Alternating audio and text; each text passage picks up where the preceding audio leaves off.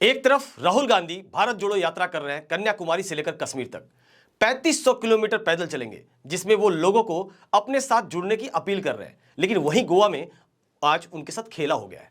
वही हुआ जो आम आदमी पार्टी के राष्ट्रीय संयोजक और दिल्ली के मुख्यमंत्री अरविंद केजरीवाल ने गोवा इलेक्शन में कहा था। गोवा में कांग्रेस को वोट देने का मतलब भाजपा को वोट देकर जिताना है।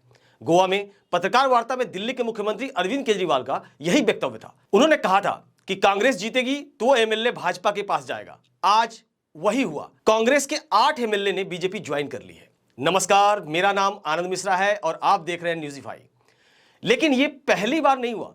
2017 गोवा विधानसभा चुनाव में कांग्रेस सबसे बड़ी राजनीतिक पार्टी बनकर उभरी थी, लेकिन सरकार बनी तो किसकी बनी? बीजेपी की। जी हां, बीजेपी ने जोड़ तोड़ करके अपनी सरकार बना ली। तब कांग्रेस ने 17 सीटों पर जीत दर्ज की थी, लेकिन पार्टी के पास सिर्फ 2 विधायक ही बचे थे। कि बीजेपी ज्वाइन करने वालों में कांग्रेस के पूर्व सीएम दिगंबर कामत, पूर्व नेता प्रतिपक्ष माइकल लोबो, उनकी पत्नी दलीला लोबो, राजेश फलदेसाई, केदार नाइक, संकल्प अमोनकर, लेक्सो सिकेरा और रुडोल फर्नांडिस समेत कुल 8 विधायकों ने बीजेपी ज्वाइन कर ली। अब कांग्रेस के पास गोवा में मात्र 3 एमएलए ही बचे हैं। बीजेपी के हो गए हैं अब 28 एमएलए। वहीं आम आदमी पार्टी के 2, गोवा फॉरवर्ड पार्टी के 1, एमजीपी के 2, आरजीपी का 1। यह भी तब हुआ जब विधानसभा चुनाव से पहले राहुल गांधी ने कांग्रेस के सभी उम्मीदवारों को 5 साल तक पार्टी नहीं छोड़ने की शपथ दिलाई थी। कांग्रेस ने इस दौरान सभी उम्मीदवारों से एक शपथ पत्र पर हस्ताक्षर भी करवाए थे। हलफनामा देते हुए विधायकों ने कहा था कि 5 साल तक पार्टी नहीं छोड़ेंगे और कांग्रेस में रहकर गोवा की जनता की सेवा करते रहेंगे। आखिर ऐसा क्यों होता है कि कांग्रेस को पसंद करने वाले लोग वोट तो कांग्रेस के नाम पर डालते हैं, लेकिन उसके उलट उनके ही विधायक बीजेपी में ज्वाइन हो जाते हैं? क्या इसके पीछे कहीं ईडी, सीबीआई और इनकम टैक्स के देश भर में पड़ रहे छापों का असर तो नहीं है? तो क्या अब बीजेपी अपनी सरकार ऐसे ही बनाएगी? क्या बीजेपी लोगों के द्वारा दी गई अपने बहुमूल्य वोटों को ऐसे ही अपने पाले में ले आएगी? अगर हम मोदी सरकार की बात करें तो मोदी सरकार के आने के बाद बीजेपी ने कई राज्यों में ऑपरेशन लोटस के जरिए सरकार बना ली। तो आइए एक नजर डालते हैं कि बीजेपी ने कहां कहां ऑपरेशन लोटस को अंजाम दिया है। अरुणाचल प्रदेश 2016 में बीजेपी ने कांग्रेस के 33 एमएलए को तोड़कर अपनी सरकार बना ली थी, जबकि उसके पास मात्र 11 एमएलए ही थे।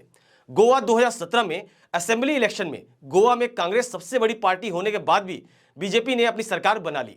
जुलाई 2019 कर्नाटक में बीजेपी ने जेडीएस और कांग्रेस की मिलीजुली सरकार के 17 एमएलए खरीदकर अपनी सरकार बना ली थी।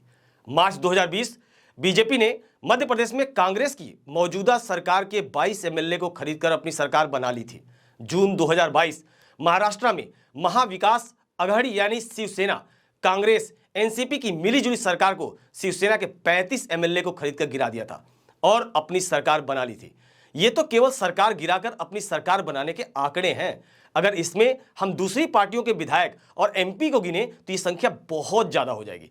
जैसे हाल ही में जेडीयू ने बिहार में बीजेपी का साथ छोड़ा तो बीजेपी ने मणिपुर में जेडीयू के 6 में से 5 एमएलए को अपनी पार्टी में ज्वाइन करवा लिया। लोग जब विपक्षी पार्टियों को वोट डालते हैं तो उसके पीछे मौजूदा सरकार के खिलाफ नाराजगी के कारण ही ऐसा करते हैं, लेकिन उनका वोट ऐसे ही कोई भी सरकार हथियार लेगी तो फिर लोकतंत्र का मतलब ही क्या रह जाएगा? अगर बीजेपी को येन केन ऐसे ही एमएलए को खरीद के सत्ता में आना है तो बीजेपी चुनाव ही क्यों करवाती है? यहां क्यों ना हिटलर तंत्र घोषित कर दिया जाए, क्योंकि ऐसे तो चुनाव होंगे, एमएलए चुने जाएंगे और फिर बाद में बीजेपी उनको खरीद के सरकार बना लिया करेगी। आखिर कौन करेगा जनता के बहुमूल्य वोटों की रक्षा? कैसे रोक लगेगी? इन सब पर रोक के मौजूदा 2/3 सदस्यों वाले कानून को तो बीजेपी ने मजाक बना के रख दिया है।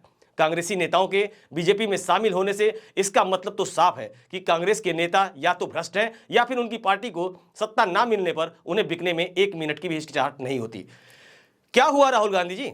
आपके द्वारा गोवा में दिए गए शपथ पत्र का क्या आप उसको आधार बनाकर कोर्ट जाएंगे, या फिर आप पर्दे के पीछे से अपने विधायकों को बीजेपी में शामिल कराकर अपने ऊपर चल रही ईडी और इनकम टैक्स के छापों से अपने आप को बचाने का प्रयास करते रहेंगे?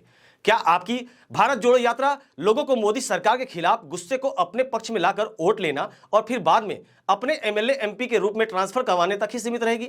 या जैसे आपकी पार्टी पहले बीजेपी के विधायक खरीदती थी वैसे ही अब आपके विधायक अब बीजेपी खरीद रही है?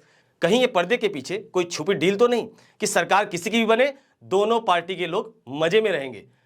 इससे तो यही साबित होता है कि आप दोनों एक दूसरे की बी टीम है। बहरहाल ये तो वक्त बताएगा कि कांग्रेस कब तक बीजेपी के सामने टिक पाती है या फिर बीजेपी की बी टीम बनकर बीजेपी को फायदा पहुंचाती रहेगी। आप लोगों की इस मुद्दे पर क्या राय है, कमेंट करके जरूर बताएं। दोस्तों, आपके लिए स्टोरी लिखी थी हमारे साथी मोहित ने। अगर आप ये वीडियो YouTube पर देख रहे हैं तो हमारे चैनल को सब्सक्राइब करना ना भूलें, और अगर आप ये वीडियो Facebook पर देख रहे हैं तो हमारे पेज को लाइक करते चले जाएं, जिससे जब भी हम कोई नई वीडियो लेकर आए तो आपको पता चल जाया करे। आज के लिए इतना ही, कल फिर मिलते हैं किसी नए किस्से कहानी के साथ। तब तक के लिए नमस्कार।